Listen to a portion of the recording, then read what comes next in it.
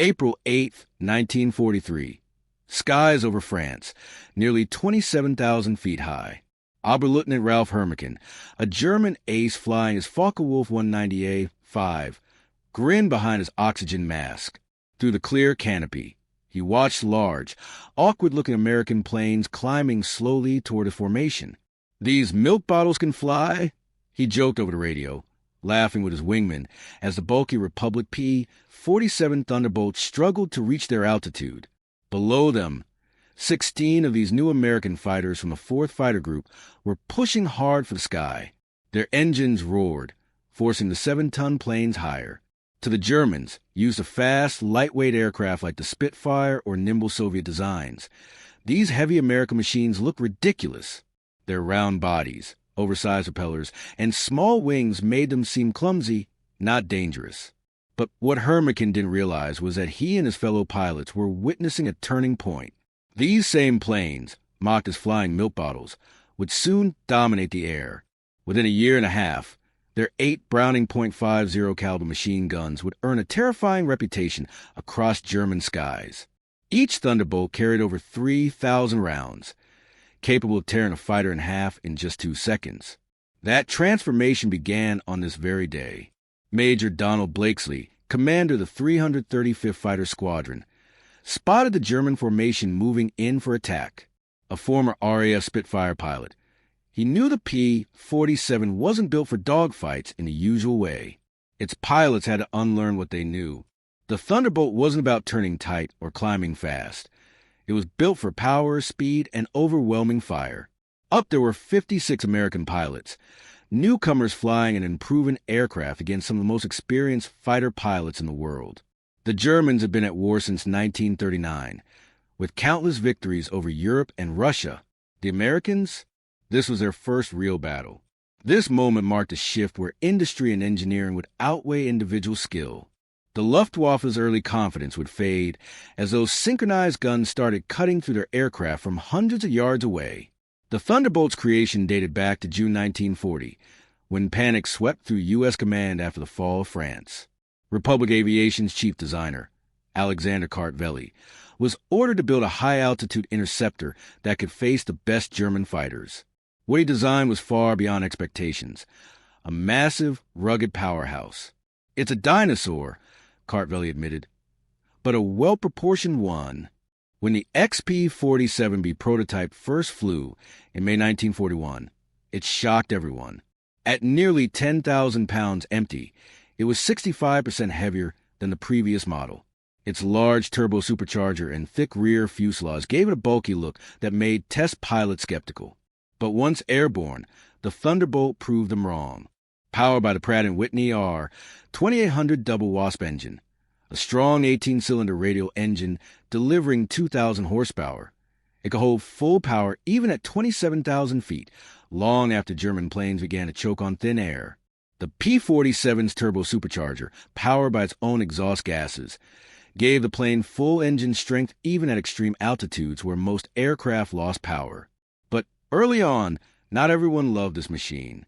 Major Hubert Hub Zemke, who led the 56th Fighter Group during training in Bridgeport, Connecticut, initially hated it.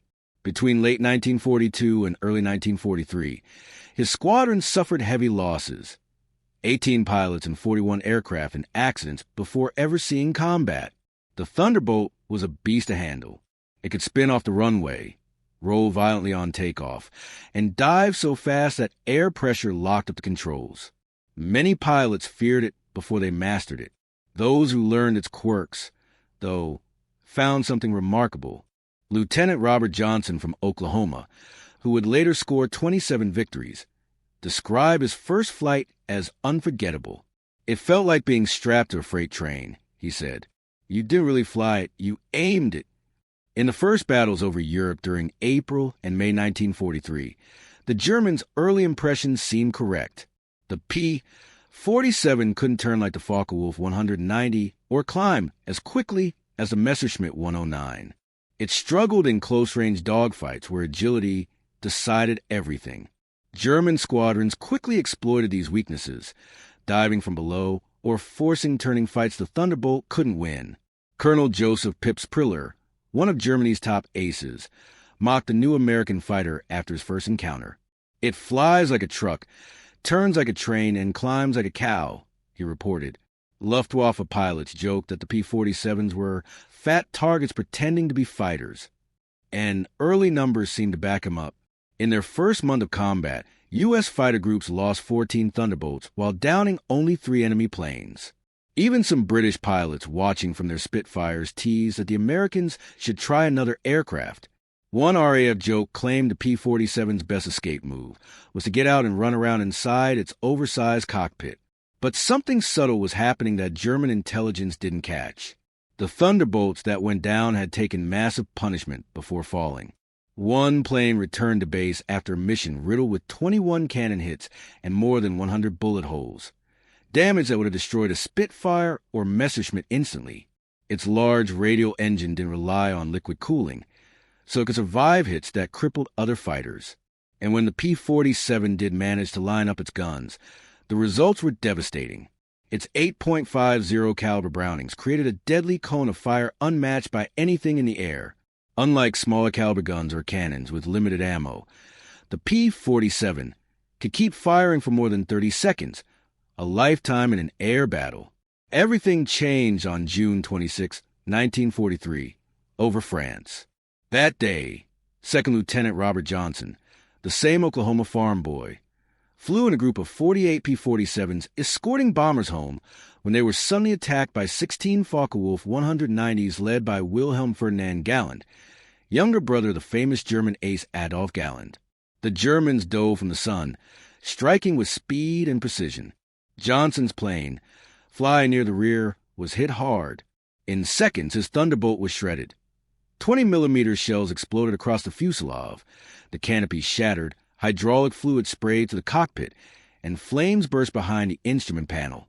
Johnson, bleeding from his nose and leg, tried to escape, but the canopy wouldn't open.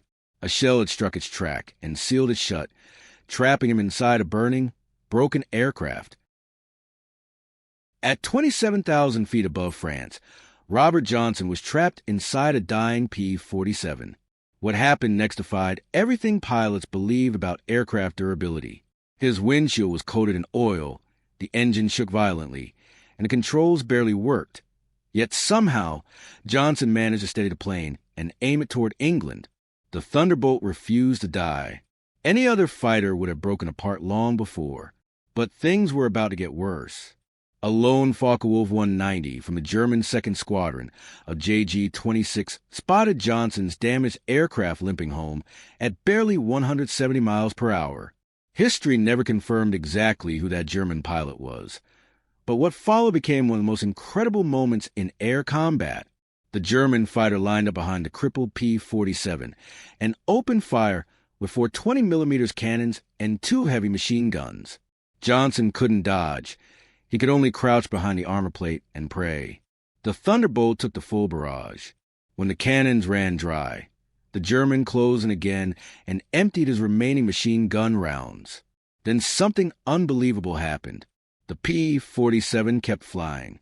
The German pilot, stunned, pulled up beside Johnson and stared.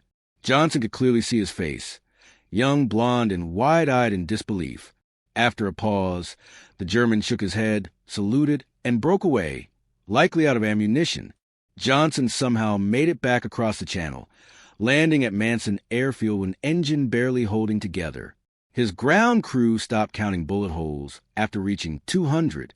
Several shells had exploded dangerously close to his head, one striking the armor plate behind his seat, another tearing into the engine.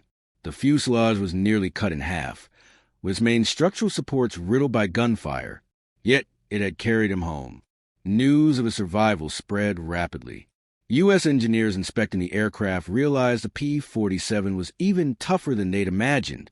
German intelligence, at first, dismissed the reports as impossible, until multiple Luftwaffe pilots confirmed the story.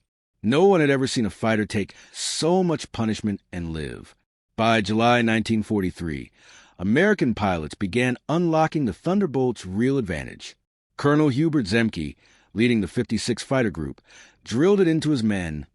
Don't turn with them. Don't climb with them. Use your weight. Use your power. Use your guns. What had once been viewed as the P-47's weakness, its heavy frame, became its deadliest weapon. In a dive, nothing could catch it. From 30,000 feet, a Thunderbolt could hit over 550 miles per hour, faster than any German aircraft.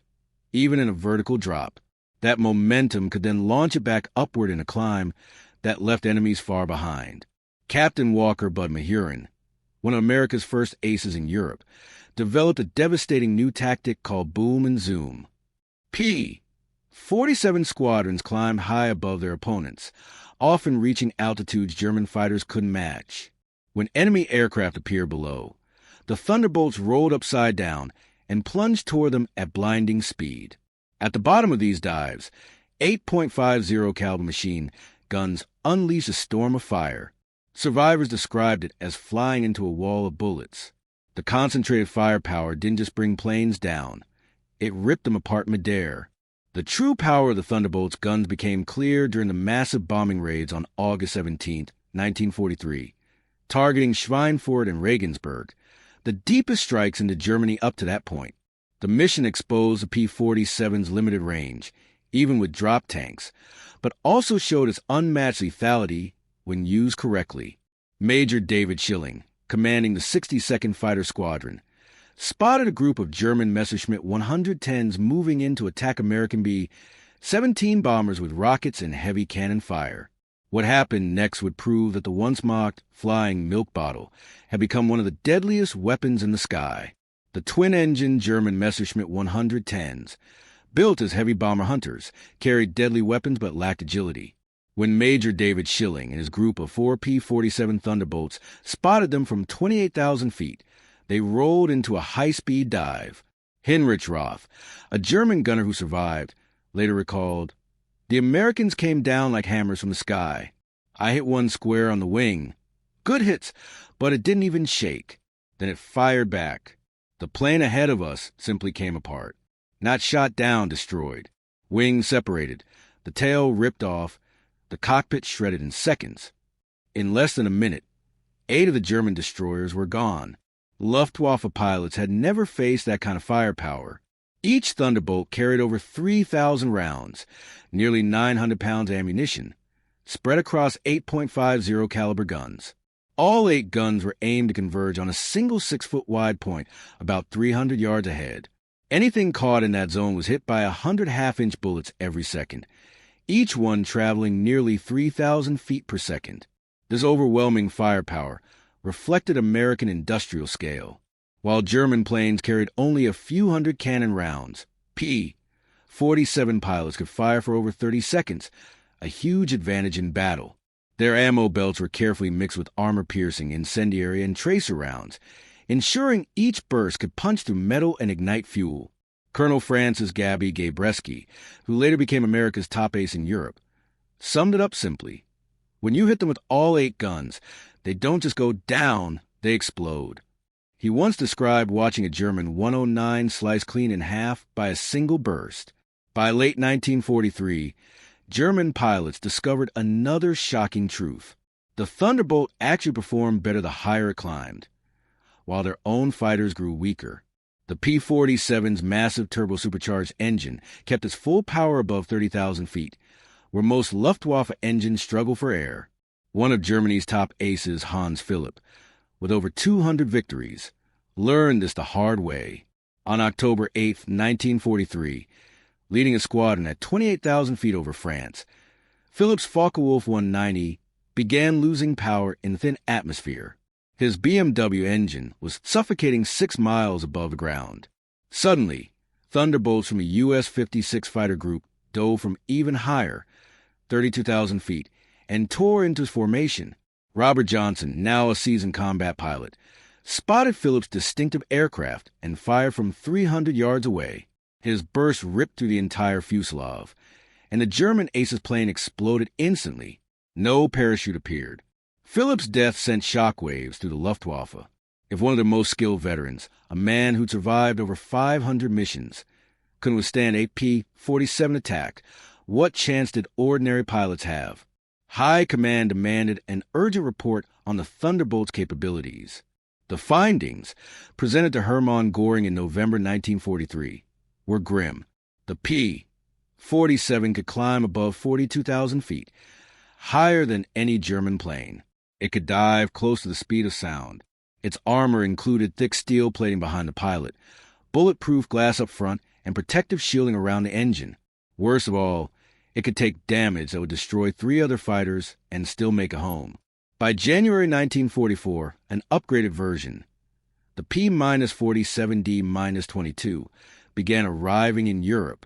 This new model featured a massive 13-foot Hamilton standard propeller with wide paddle blades that carve in the air like giant oars, giving the already fearsome Thunderbolt even greater thrust and acceleration. The flying milk bottle the Germans once mocked had evolved into their worst nightmare. The new paddle blade propeller completely changed how the P-47 performed. Earlier models struggled to climb, managing only about 2,200 feet per minute. The upgraded version could now climb at 3,000 feet per minute, rivaling or even surpassing German fighters at most altitudes. It also accelerated faster, allowing pilots to gain energy and position more effectively in combat. German ace Heinz Nock, a veteran with over 200 missions, described his shock after meeting the improved Thunderbolts during a February 1944 raid near Hanover. In his diary, he wrote, "The fat American fighters have learned to climb. We attacked expecting our usual edge, but they turned into us and followed us up to 30,000 feet. Schmidt was hit. His plane exploded into smoke and pieces. These are not the same machines we laughed at last year." The new propeller didn't just improve performance. It changed the sound. The huge blades, spinning so fast their tips nearly broke the sound barrier, produced a deep, rolling roar that could be heard for miles. German troops learned to recognize it instantly. They nicknamed it Donnerschlag, thunderclap, a fitting warning of destruction from above. By March 1944, Thunderbolts fitted with external fuel tanks could escort bombers deep into Germany. With 2 108-gallon wing tanks or a 75-gallon belly tank, their range extended beyond 1,000 miles. The paddle blade propeller gave them enough power to fight effectively even when fully loaded.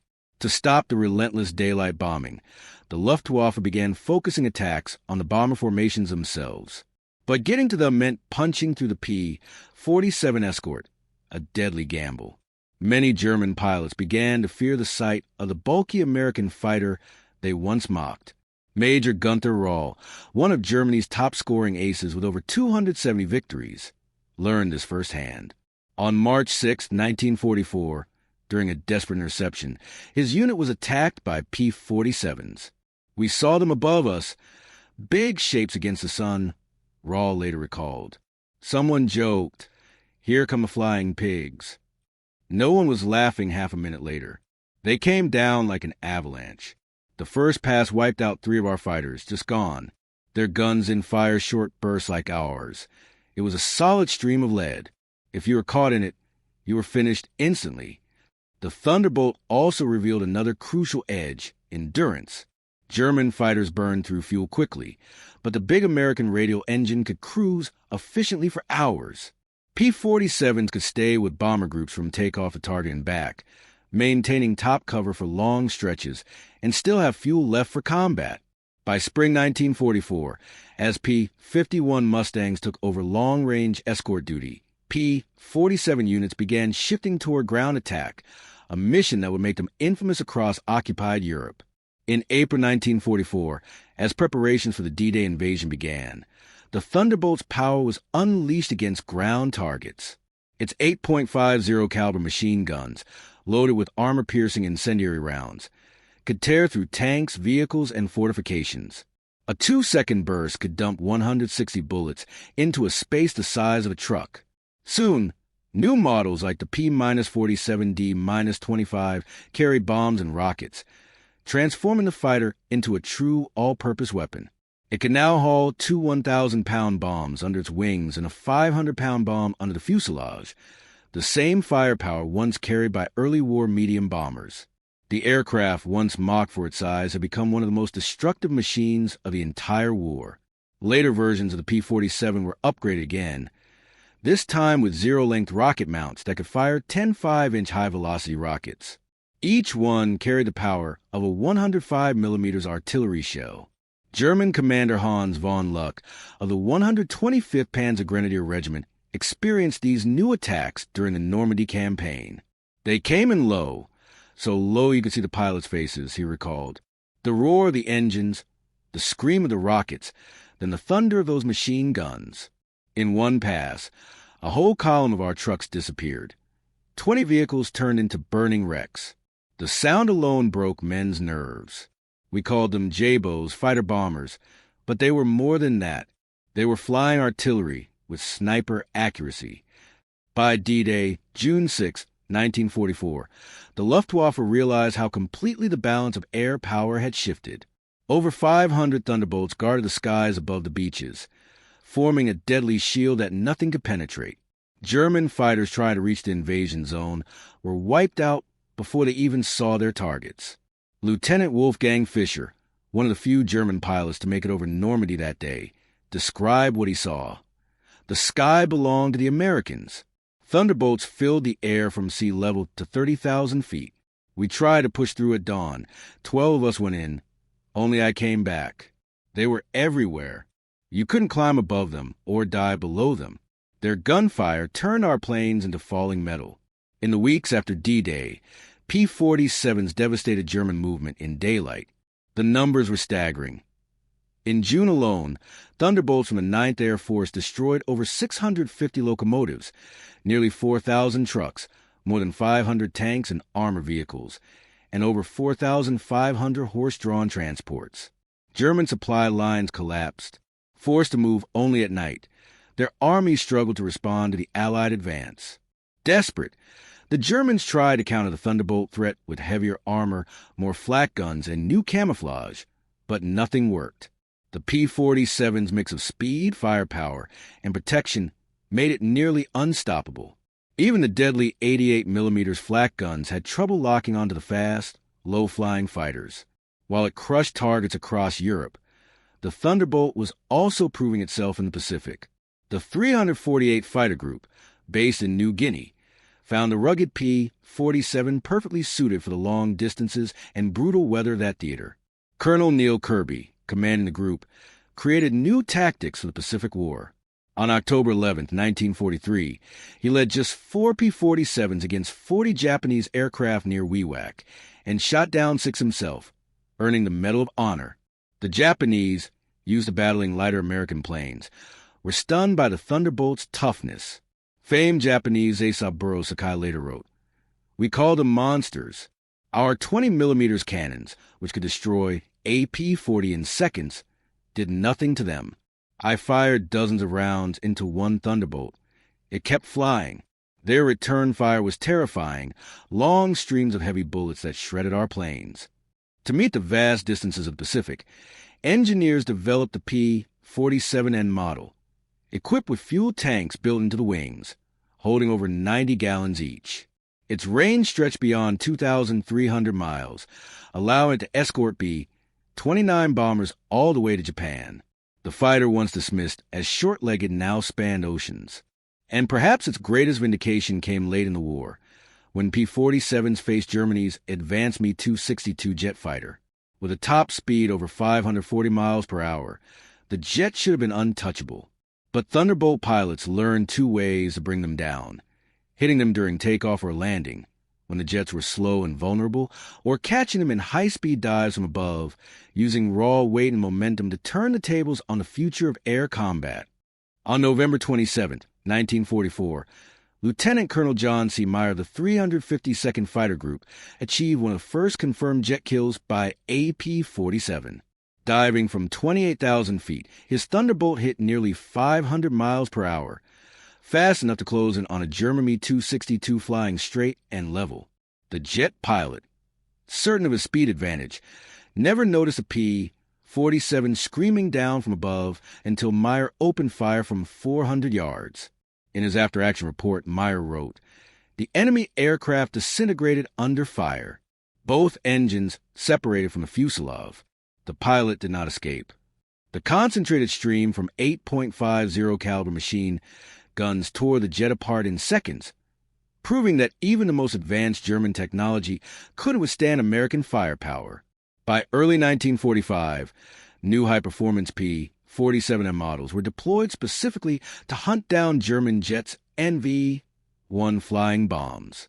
These upgraded Thunderbolts use water methanol injection to boost power to 2,800 horsepower and could reach 470 miles per hour in level flight at 30,000 feet, nearly as fast as the early jets. Major George Boswick, leading the 63rd Fighter Squadron, shot down Tu-262s in March 1945. His combat report summed it up: "The jets are faster, but they can't turn and they can't take a hit. One good burst and they come apart like paper. They have to slow down to aim at the bombers. That's when we get them."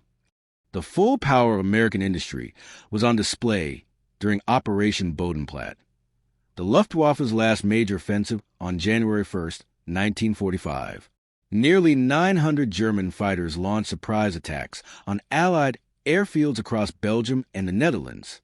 At Y-34 airfield near Metz, home of the 365th Fighter Group, German planes destroyed 22 Thunderbolts on the ground. When a captured German pilot was brought before Major George Brooking, he pointed toward the burning wrecks and sneered, "What do you think of that?" Brooking calmly gestured toward the flight line, where crews were already clearing the damage and preparing new stands. "By tomorrow," he said, "we'll have 40 more. How long will it take you to replace your pilots?" The German fell silent. Within 48 hours, brand new P-47D-40S arrived from depots in England, fully replacing the losses. The Luftwaffe wasn't so lucky. They lost 271 aircraft and over 200 experienced pilots, including squadron leaders and trainers they could never replace. The Allies lost 134 aircraft total, all restored within a week. The outcome underscored would become undeniable. Germany was fighting an industrial giant. By the end of the war, Republic Aviation had produced 15,683 Thunderbolts, more than any other American fighter. At its peak, the Farmingdale factory on Long Island rolled out one aircraft every hour. The Evansville, Indiana plant, built from scratch in 1942, was turning out 500 planes a month by 1944. Each P-47 required 65,000 individual parts, 8 miles of electrical wiring, and over a ton of aluminum. The Pratt & Whitney double Wasp engine alone contained 2,400 precision machine components, built to tolerances as fine as 1,000th of an inch. Many of the workers who built them were women entering factories for the first time, yet their craftsmanship met or exceeded pre-war standards. Supplying these machines was an industrial feat in itself. Every mission required 3,400 rounds of .50 caliber ammunition, and by mid-1944, American factories were producing more than 10 million rounds per month. The Lake City Arsenal in Missouri alone made 30 million monthly. Each cartridge crafted with microscopic precision to ensure flawless performance in combat. Fuel demand was equally massive. Each Thunderbolt burned about 100 gallons per hour in flight, and up to 300 gallons in combat, when water injection boosted engine output.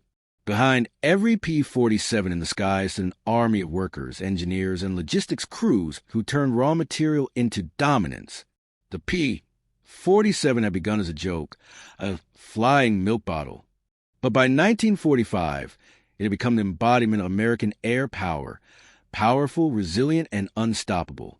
By late 1944, the U.S. 9th Air Force alone was burning through more than 25 million gallons of aviation fuel every month, all shipped across the Atlantic in massive tankers, themselves built by American factories operating at full force. But even more impressive than aircraft or fuel production was the scale of American pilot training. By 1944, the United States was graduating roughly 30,000 new pilots each year, more than Germany trained during the entire war. Each Thunderbolt pilot received at least 400 hours of flight time before ever entering combat, including 100 hours in advanced fighter training. In contrast, by the war's end, many German pilots went into battle with barely 100 total hours of flying experience. This difference showed immediately in combat. American aviators arrived in Europe already skilled in formation flying, navigation by instruments, and aerial gunnery. They had practiced against captured enemy planes and studied their weaknesses. They knew their own aircraft inside and out, thanks to detailed technical manuals that German pilots never had. Lieutenant Eugene Roberts, who arrived in England in September 1944, described the impact of that preparation. I had over 420 hours in my logbook, 75 of those in the P-47. I'd fired untold targets, practiced deflection shooting, and reviewed gun camera footage from real fights. On my first mission, I knew exactly what to do. The German pilot I faced didn't even have half my experience. It wasn't a fair fight. By March 1945, even some of Germany's most decorated veterans admitted the truth. Joseph Pips Priller, the same ace who once mocked a Thunderbolt as a pregnant cow, gave a candid interview that German propagandists refused to publish. He said, "The Thunderbolt is the best fighter bomber ever built. Its firepower is unmatched. Guns that never jam, never overheat, and almost never run dry. It carries the bombs of a medium bomber, fires rockets like artillery, and still fights like a true interceptor. But beyond the machine is what it represents, limitless American production. They lose 10 and build 20. We lose 1 and it's gone forever. Their pilots arrive better trained than our instructors. They have fuel for practice, ammunition for drills, spare parts for everything. We have only courage. And courage without resources is just delayed defeat. We laughed at them in 1943. We don't laugh anymore. When you hear those guns, you know death has come. The sound is mechanical, precise, unstoppable, like everything American. They didn't win through clever tactics or braver men. They buried us under mountains of steel and fire. By April 1945, the Luftwaffe existed mostly on paper. Fuel was gone. Airfields lay in ruins. The few surviving aircraft were flown by inexperienced recruits with no hope of turning the tide. One of those final pilots, Feldwebel Klaus Brechtender, flew his first and only mission near Leipzig in the closing weeks of the war. We saw them diving from above, he recalled. For Thunderbolt's perfect formation, I tried to turn, but they were too fast. The leader fired from 500 meters. My plane shook like it was being smashed by hammers. The engine exploded. I bailed out just before the wing tore off. As I floated down, I saw the rest of my squadron destroyed. 6 fighters gone in less than a minute. The sky was filled with burning metal and bodies. The effect on morale was devastating. German medical officers even gave it a name, Jabo fever, a stress disorder triggered by the mere sound or rumor of approaching thunderbolts. To the soldiers below and the pilots above, the deep roar of those engines had come to mean one thing. The war was lost. Veterans who had once fought Spitfires and Hurricanes without fear began to feel physically sick before missions involving P-47s. The deep, rolling thunder of approaching thunderbolts sent panic through German troops on the ground. Everyone knew what that sound meant. They had only seconds to find cover or be annihilated. The final numbers behind the Thunderbolt's wartime record are almost beyond belief. In Europe alone, P-47s destroyed 3,752 German aircraft in the air and 3,315 on the ground. They eliminated 86,000 railway cars, 9,000 locomotives, 6,000 armor vehicles, 68,000 trucks, and 60,000 horse-drawn transports. In the Pacific, they downed 697 Japanese aircraft in combat, destroyed 150 more on the ground, and wiped out 1,500 vehicles, 150 locomotives, and countless ships, barges, and installations. The U.S. 9th Air Force, primarily flying P-47s, logged 213,873 combat missions, dropped 120,000 tons of bombs, fired 135 million rounds of ammunition, and launched 60,000 rockets. In air combat, Thunderbolt pilots achieved a 4.6 to 1 kill ratio, all while suffering the lowest loss rate of any Allied fighter bomber. Behind these figures were devastating losses for Germany. The Luftwaffe lost an estimated 28,000 fighter pilots in combat against Western Allied forces. Most were killed by the concentrated bursts of .50 caliber gunfire from American aircraft. Each death represented years of training Germany could never replace. By war's end, the average German pilot entered battle with fewer than 30 hours of combat experience, compared to over 200 for the typical P-47 pilot. Captured German intelligence files later revealed how dramatically their view of the Thunderbolt evolved over time. April 1943. Large, unmaneuverable, inferior to German fighters in all aspects except dive speed, armament insufficient, minimal threat. December 1943. Exceptional high-altitude performance, strong airframe, firepower increasingly dangerous, improved U.S. tactics, significant threat above 25,000 feet. June 1944. Dominant fighter bomber, superior to all German types above 20,000 feet, devastating firepower, extremely difficult to shoot down, critical threat at all altitudes. March 1945. Best fighter bomber of the war, unmatched combination of firepower, strength, and performance, exceptional pilot quality, survival in direct engagement impossible. For years later, in 1985, former German and American pilots met for a veterans reunion in Phoenix, Arizona. Among them was General Adolf Galland, once head of the Luftwaffe's fighter command. When asked about a Thunderbolt, his answer captured how completely perceptions had changed. In 1943, Galland admitted, "We made a terrible mistake. We looked at this big, heavy aircraft and laughed. We said, the Americans don't understand air combat. They built a bomber and called a fighter, but it was we who didn't understand. The Americans didn't try to copy European fighters. They built something different. A true American aircraft designed around mass production, raw power, and survivability. In a war of attrition, the plane that could take damage and still hit back would win. They were right. The first time I flew a captured P-47 after the war, I finally understood. The power was incredible. It climbed like it was being pulled upward. The cockpit was spacious, the view excellent, and the controls responsive. It was a pilot's aircraft, wrapped in armor. But what amazed me most was this. America built over 15,000 of them, each with an engine more complex than anything we ever made while fighting a two-ocean war. They built them faster than we could build simple fighters. That's when I realized we never had a chance. They called those guns Roosevelt's piano because of the sound, one German veteran later said. Once you heard that rhythm, you never forgot it. Many of my friends heard it for the last time.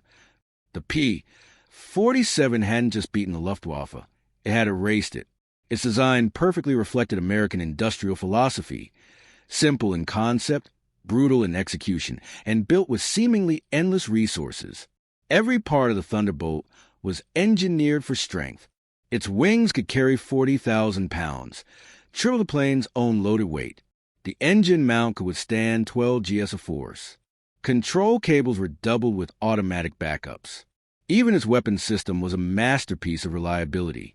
Each of the 8 Browning .50 caliber guns was electrically heated to prevent freezing at altitude. Every gun had its own feed system, powered by electric boosters to prevent jams during violent maneuvers. Each could be reloaded, charged, and synchronized independently. Pilots could even adjust their bullet convergence between 150 and 400 yards, customizing the kill zone to their style. Some post-war German pilots still argue that America had won through numbers, not quality, that their aircraft were technically superior but overwhelmed. The records prove otherwise. In battles fought with equal numbers, the Thunderbolt consistently prevailed. German cannon shells were powerful, but few. A typical Luftwaffe fighter carried only 120 to 200 rounds total. In contrast, a P-47 carried 3,400 rounds across 8 guns, capable of firing for over 30 seconds straight. While cannons demanded pinpoint accuracy, the P-47's 8-gun spread created a lethal cloud of bullets that guaranteed hits even under stress. In a 2-second burst, at least 20 rounds would tear into a fighter-sized target, more than enough to rip it apart. Even the ammunition was superior. The American .50 caliber armor-piercing incendiary round had a delayed fuse, allowing it to punch through metal before igniting. Its incendiary compound burned at over 3,000 degrees Fahrenheit, hot enough to melt aluminum frames. By contrast, German 20mm shells often exploded on contact. Dramatic, but less effective, the Thunderbolt was the heaviest single-engine fighter ever mass-produced.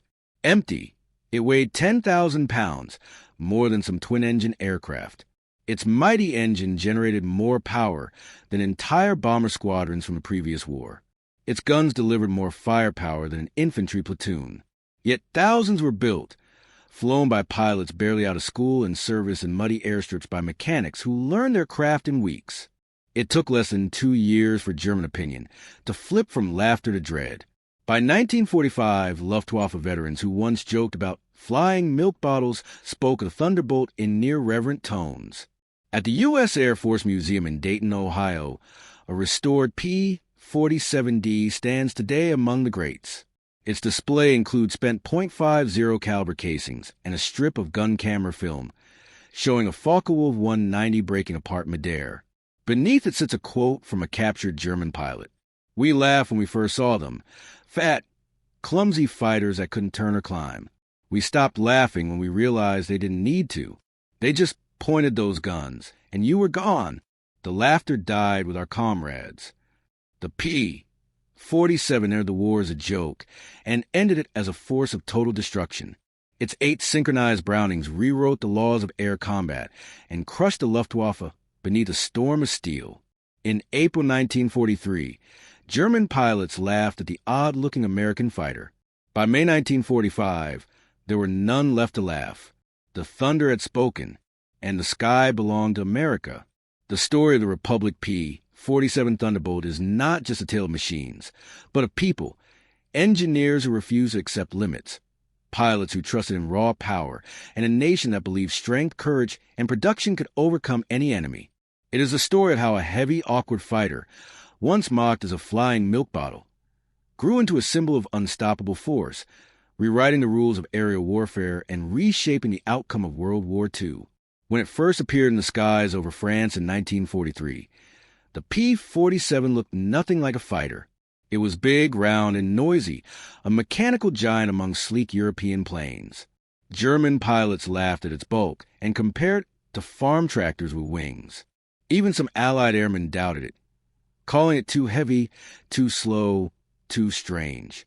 But beneath that rugged frame lay an entirely new concept of warfare, one born not from elegance, but from endurance and power. America had learned that wars of attrition are not won by beauty or grace. They are won by what lasts, by the engines that don't quit, the weapons that don't jam, and the pilots who come home to fight again. And in that brutal equation, the Thunderbolt was perfect. Its Pratt & Whitney R 2800 engine, one of the most advanced radio power plant of the war, turned fuel and fire into an unstoppable climb toward dominance. Its armor could shrug off cannon shells that shredded other fighters.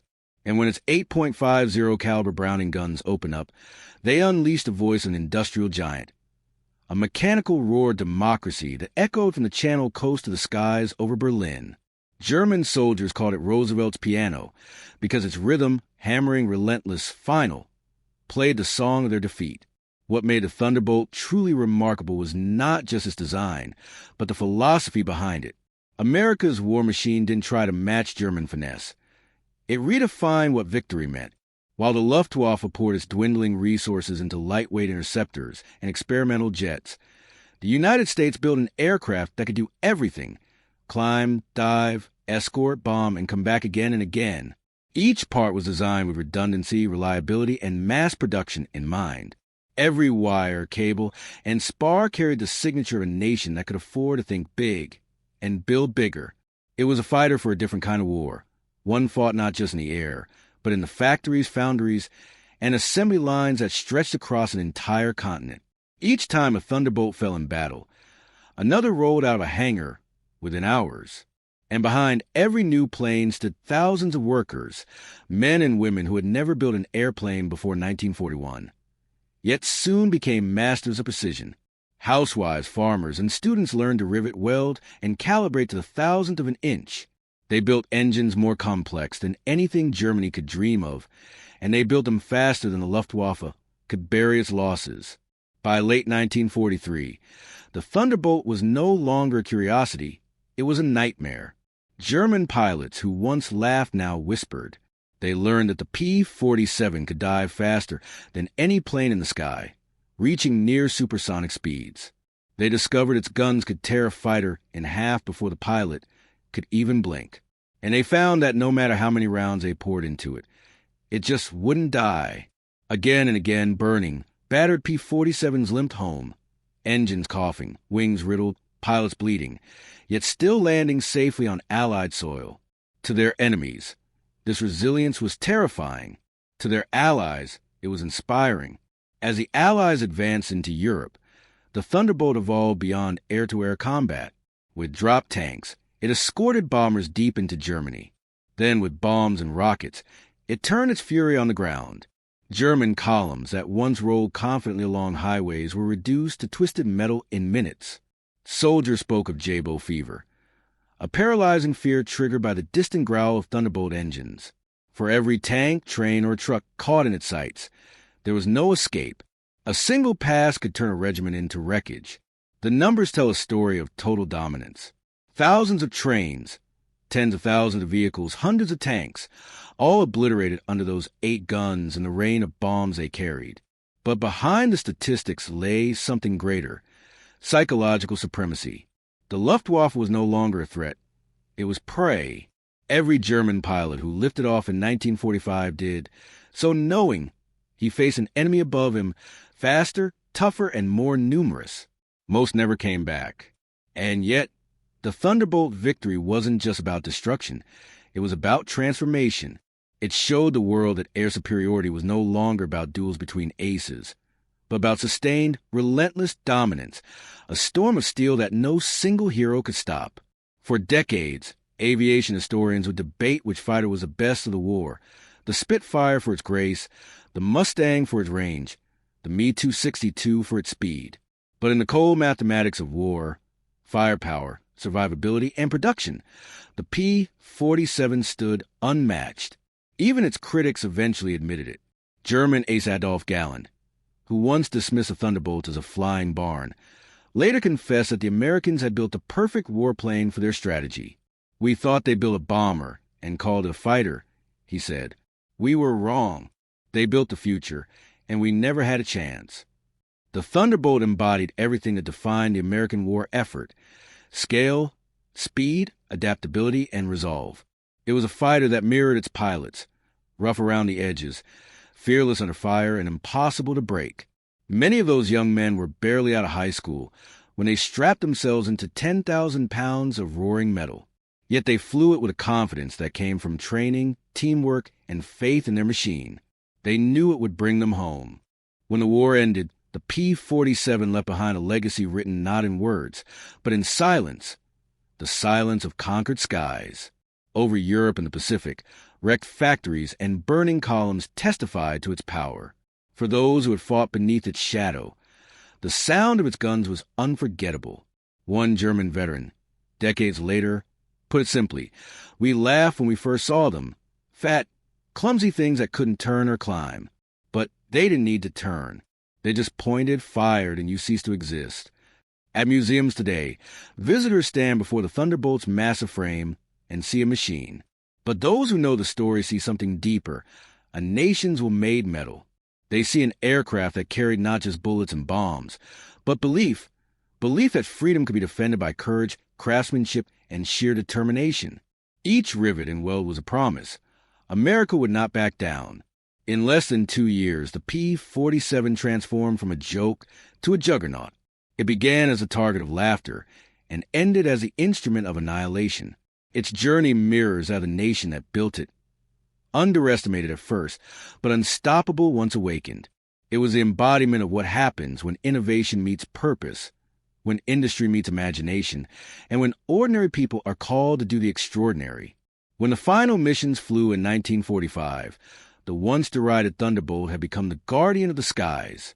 It had escorted bombers to victory, torn apart armored columns, and broken the back of one of the most experienced air forces in history. Its thunder echoed over Normandy, over Berlin, over the islands of the Pacific, the sound of power, justice, and the end of tyranny. Today, Only a few P-47s remain airworthy, their radial engines still thundering across modern skies. When one takes off, that familiar rumble, deep, confident, unyielding, carries a memory of an age when the world's fate was decided in the clouds. Those who hear it can still feel the weight of history in its roar. The Thunderbolt was more than an airplane. It was proof that in the darkest hours of human conflict, strength alone isn't enough. It must be joined with purpose. And in that union, the P-47 became something immortal. From laughter to legend, from skepticism to supremacy, the P-47 Thunderbolt rose not just into the air, but into history. It remains the clearest voice of America's industrial power and the courage of those who flew beneath its wings. When the sky thundered, the world knew what it meant. The storm had come, and freedom rode with it. Long after the war ended, the echo of the Thunderbolt's legacy still rolled through history. Its engines may have fallen silent, but its thunder never truly faded. Every time a pilot climbed into its cockpit, they became part of something far larger than themselves, a living engine of purpose, strength, and survival. To the men who flew it, the P-47 was more than metal and machinery. It was companion in chaos, a fortress in the sky that carried them through storms of flak and fire. When everything around them burned, the Thunderbolt stayed true. Its armor absorbed the punishment, its guns answered back, and its power lifted them home. Many who once doubted it came to trust it with their lives, saying they felt safest when they heard that familiar radio growl. In the decades since, aviation has leapt forward, through jets, stealth, and digital flight. Yet, none of those sleek machines could ever replace the raw soul of the P-47. It was built in a time when steel and sweat were enough, when victory depended on courage and creation more than computation. Every bolt, every shell, every flight hour told the same story, that freedom is never given. It is built, flown, and fought for. The Thunderbolt's thunder was the sound of that truth. It was a roar of workers on factory floors, of young pilots defying death, of a nation united under one mission, to end tyranny and restore peace. And when the final shots were fired and the skies grew quiet, it stood as a symbol of what happens when an idea becomes unstoppable. The laughter that greeted its first appearance had vanished, replaced by awe, respect, and silence. Where others built for elegance, America built for endurance. And in the end, endurance won. Today, as one of these mighty fighters takes flight at an air show, onlookers lift their heads and feel that deep vibration in their chest. It's more than sound, it's memory. A memory of a time when courage had wings, when thunder rolled across the world, and when freedom took flight. The sky, once filled with war, now belongs to peace. But the echo of that thunder, the voice of the P-47, still reminds us, freedom endures only when someone is willing to fight for it.